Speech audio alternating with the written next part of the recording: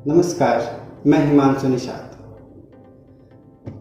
आजकल हर एक व्यक्ति प्रभावशाली व्यक्तित्व पाना चाहता है और प्रभावशाली व्यक्तित्व संभव इस तरह से होता है कि वह व्यक्ति एक अच्छा वक्ता बन जाए। एक अच्छा वक्ता कैसे बने, इस बात को जब मैंने जानने का प्रयास किया तो मुझे एक शिव प्रसाद बागड़ी जी की पुस्तक एक अच्छा वक्ता कैसे बने ये मिली। जी हाँ, मैं इस समय जनता लाइब्रेरी जो कि जिला गोरखपुर के बढ़लगंज क्षेत्र में है, जी हाँ वही बढ़लगंज जिसके पास माँ सरयू का पावन तट है, साथ ही साथ इसके पास ही 2 किलोमीटर दूर ही दोहरी घाट है। वही दोहरी घाट जहाँ पर भगवान राम और परशुराम की मिलन भूमि है। अगर आपके पास यह बुक उपलब्ध नहीं है तो आप कम से कम समय में इस वीडियो के माध्यम से जान सकते हैं शिव प्रसाद बागड़ी जी के विचारों को कि एक अच्छा वक्ता कैसे बने। आइए इनके विचारों को हम जानते हैं। शिव प्रसाद बागड़ी जी कहते हैं कि एक अच्छा वक्ता बनने के लिए सबसे पहले एक अच्छा श्रोता हमें बनना होता है। जैसा कि हम पहले से जानते हैं कि एक अच्छा वक्ता बनने से पहले हमें एक बहुत अच्छा श्रोता बनना पड़ता है, लेकिन शिव प्रसाद बागड़ी जी के विचार इससे थोड़े हटकर हैं। वो कहते हैं कि हम एक अच्छा श्रोता तो बन जाते हैं, लेकिन जब हमें वक्ता बनने की बारी आती है या हम समाज में कुछ बोलना चाहते हैं या बोलने की बारी आती है, तब हम वहाँ से पीछे हट जाते हैं। यहीं से शुरुआत हमारे पतन का होता है। हमारी समाज में हर जगह से हानि होती है, हमारे मान सम्मान की कमी होती है।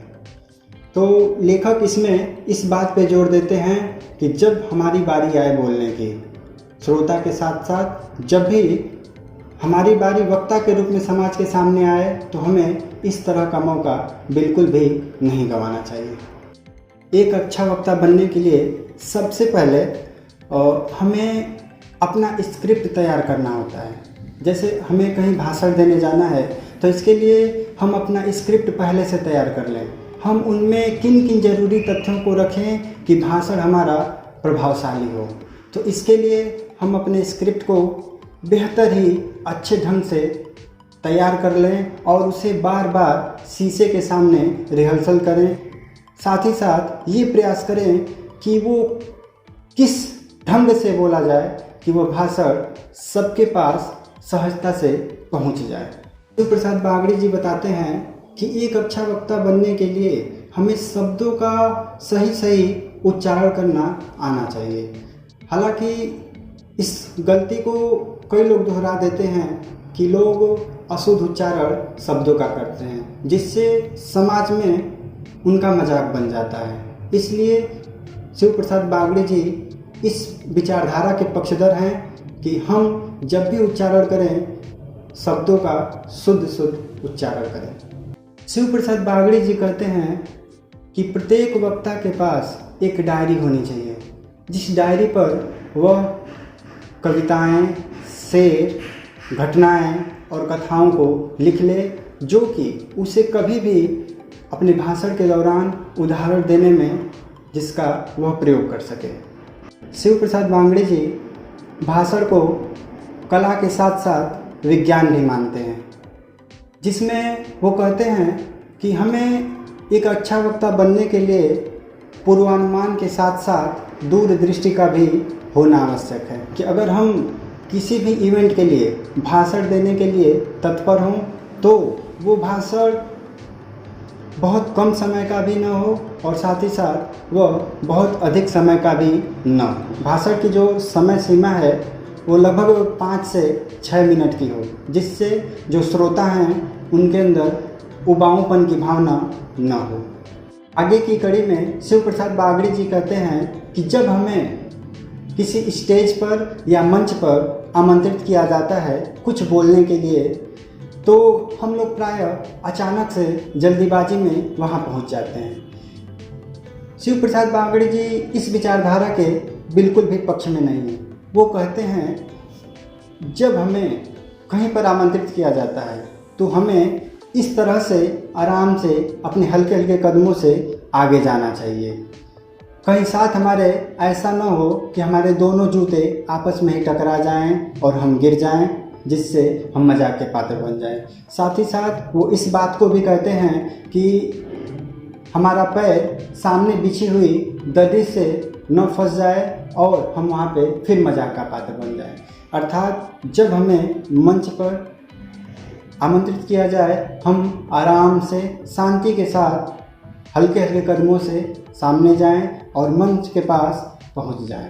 उसके बाद अगर ज़्यादा शोर हो रहा हो सामने, अगर श्रोताओं के बीच ज़्यादा शोर हो रहा हो, तो हम अपने भाषण को शुरू ही ना करें।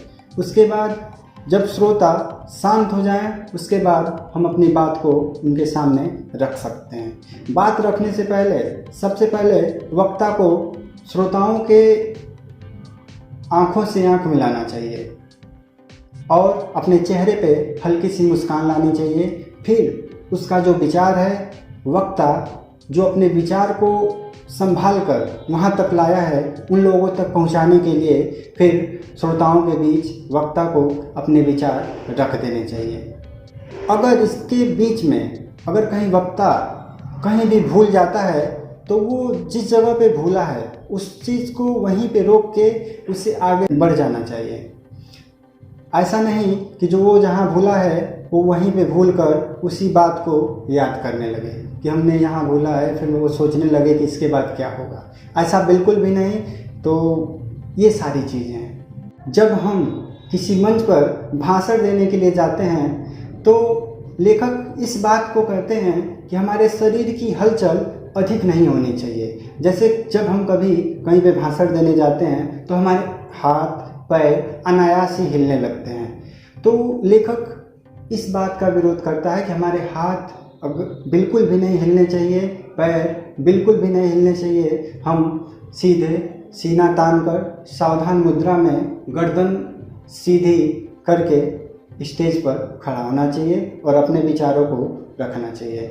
अगर ज़रूरी ना हो तो हाथ आप जेब के अंदर भी रख सकते हैं, जिससे भाषण देते समय वो आपका आसानी से फिर बाहर आ ही जाएगा।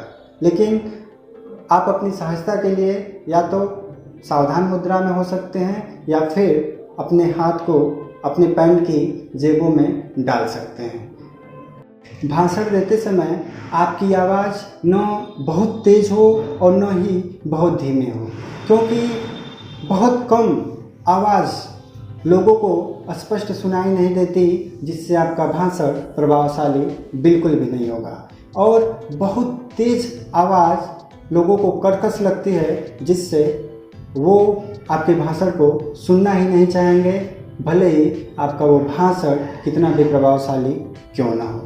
शिव प्रसाद बागड़ी जी कहते हैं कि भाषण की शुरुआत समस्यात्मक पहलू से करनी चाहिए और अंत तक पहुँचते पहुँचते समाधान भी बता देना चाहिए। इस तरह से जो आपका भाषण है वो अत्यधिक प्रभावशाली हो जाएगा।